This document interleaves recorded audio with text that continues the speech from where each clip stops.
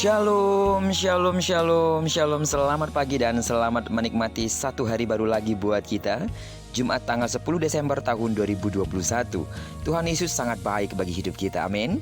Terpujilah Tuhan kita karena dalam anugerahnya Dia telah memberkati tidur malam kita dan membangunkan kita di hari yang luar biasa ini.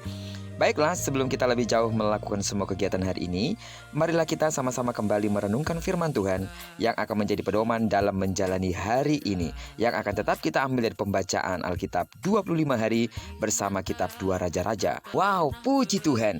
Hari ini persis kita akan menyelesaikan pembacaan kitab 2 Raja-Raja. Selama 25 hari kita telah melewatkan pasal ini dan kita percaya ada banyak hal yang saudara sudah terima yang membuat saudara semakin bertumbuh dan berakar kuat di dalam Dia, mengalami perubahan karakter dan semakin serupa dengan gambar Kristus. Amin. Baiklah, judul perenungan kita hari ini, Allah belum selesai dengan kita. Sebagai pengantar renungan ini saya akan coba bacakan untuk kita ayatnya yang ke-27 dengan judul perikop Yoyakin dikasihani. Kemudian dalam tahun ke-37 sesudah Yoyakin, Raja Yehuda dibuang, dalam bulan yang ke-12 pada tanggal 27 bulan itu, maka Ewil Merodak, Raja Babel, dalam tahun ia menjadi raja, menunjukkan belas kasihannya kepada Yoyakin Raja Yehuda dengan melepaskannya dari penjara. Bangsa Yehuda dalam keadaan krisis, sebagian besar penduduk telah dibawa ke tanah Babel sebagai tawanan. Penduduk yang ditinggalkan di tanah Yehuda tidak mengalami nasib yang lebih baik. Penduduk yang tersisa di tanah Yehuda hanyalah kelompok kecil yang tidak berarti. Akan tetapi, dari yang tersisa ini pun masih ada yang tidak mau tunduk kepada Babel. Mereka memberontak terhadap Babel dan membunuh Gedalia, pemimpin yang diangkat Nebukadnezar untuk memimpin Yehuda. Lalu mereka lari ke Mesir. Tampaknya Yehuda sudah tidak memiliki masa depan. Namun penulis kitab 2 Raja-Raja menutup kisah sejarah Israel dengan suatu pengharapan pada bagian akhir tulisannya. Yoyakin mendapat belas kasih dari Raja Ewil Merodak. Dengan dibebaskannya dia dari penjara dan dipelihara hidupnya. Hal ini merupakan pernyataan keyakinan penulis 2 Raja-Raja bahwa Allah masih mengasihi Yehuda.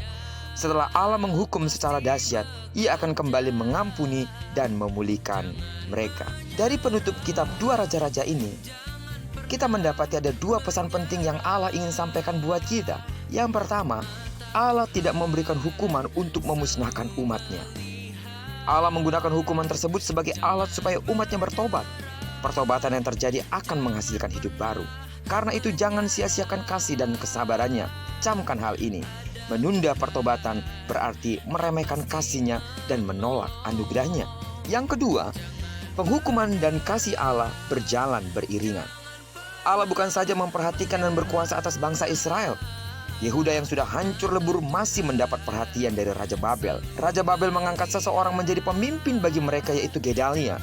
Sebab ia adalah seorang yang tepat untuk jabatan itu. Disinilah kita dapat melihat bahwa kasih dan penghukuman Allah berjalan beriringan, ditopang oleh kedaulatannya. Saudara yang kekasih di dalam nama Tuhan Yesus, bila kita mengalami berbagai hal dalam hidup ini, janganlah berpikir bahwa Anda jatuh karena masalah yang diberikan Tuhan. Karena sebenarnya Tuhan hanya menginginkan Anda belajar untuk berdiri, beriman, bersandar kepadanya, dan percaya sepenuhnya. Karena Dia adalah Allah yang patut diandalkan. Karena dalam belas kasihannya dan predikatnya sebagai Bapa, Dia mengajari kita. Dia menghajar kita. Dan itu semua baik untuk kebaikan kita semata. Apa yang diizinkannya terjadi dalam hidup kita tidak serta-merta hanya untuk melihat kita terhukum, tapi semuanya diizinkan agar kita dapat berdiri sendiri dan percaya Dia adalah satu-satunya Allah yang sanggup menolong dan menjamin hidup kita. Amin.